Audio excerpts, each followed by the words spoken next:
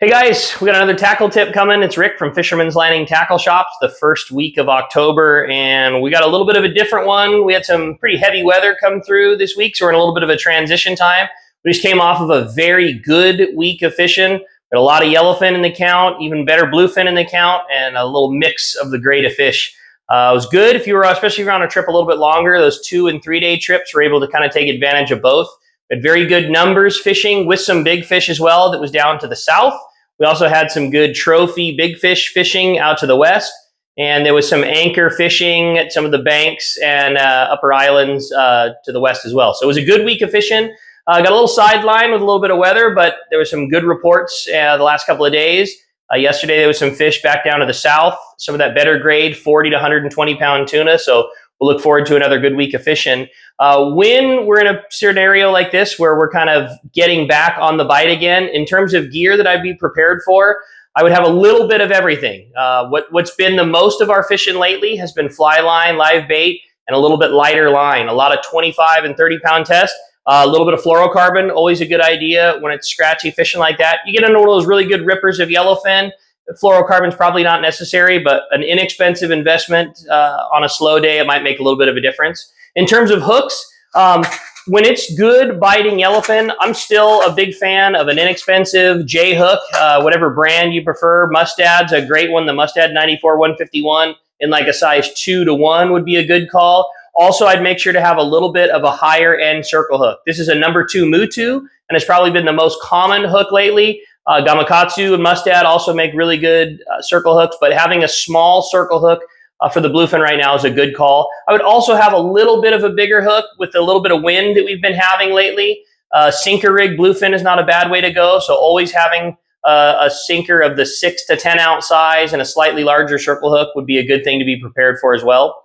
In terms of lures, we saw really good casting opportunities at that yellowfin and bluefin both. Clear poppers in a 150 size, maybe as small as a 130, as big as a 170, but 150 being ideal. Colt snipers, again, been a really big, way of we've been catching a lot of fish. Nice thing about a Colt sniper too, you can fish it a lot of ways. You can cast it right out after a jig strike. You can fish it on the slide. You can drop it down deep. So Colt sniper would be a good thing to have on the arsenal as well. I'm thinking maybe an 80 to 120 gram, 150 gram size. At nighttime, man, it's been the old classic. The Eddie Bomb has been kind of a big deal here these last couple of days. They're short, they're heavy, they're not too terribly expensive. You're probably best to fish a through-wired sinker if you can get a hold of one. We certainly have them rigged up here at Fisherman's Landing Tackle, but make sure your sinker is through-wired. If it's not a through-wire sinker, make sure that your hooks are attached via a ring at the top of the jig so that your line is pulling directly through the hook and you're not relying on the sinker to hold the hooks into place. Last but not least would be the West Coast Jiggers HD 250. That was a very good jig for us this last week as the fish were a little higher in the water column. Again, a really windy day when the drift is high and the current might be ripping and you're getting pushed away from your lines. That's when fishing a little bit heavier jig is not a bad idea. One of the reasons why the Eddie Bomb was so popular this week. So some good fishing. I'd be prepared for more this week. We'll hope this weather kind of slides by and gets us into some little more, but that's the tackle recommendations that we would give for now. Before we kick this one off, I want to remind you we've got a really big event coming up the first Saturday in November. We call it Tackle Day here at Fisherman's Landing Tackle Shop, and it's our biggest sale and event of the year. We have about 25 vendors out in the parking lot, got all the who's who, big names in saltwater fishing tackle, rods and reels, and lure manufacturers. In addition to that, we've got a really big sale in the tackle store. All jigs, all surface iron, all yo-yo, all this stuff. All these jigs will be buy 2, get 1 free. Fluorocarbon, we're going to have multiple deals of fluorocarbon at buy 1, get 1 free. All of the hooks will be buy 2, get 1 free. All of the reels will be a minimum of 10% off, and then also have some free Spectra promotions. Probably one of the biggest deals that we have is going to be on the first generation of Talica 20s. Just for this event, we held all of our TAC 20s back. This reel, brand new in the box, will be selling at hundreds of dollars lesser than the current generation. The price is so low we don't get to talk about it on this video, but I will tell you it is less than $500. It's going to be a very, very good deal.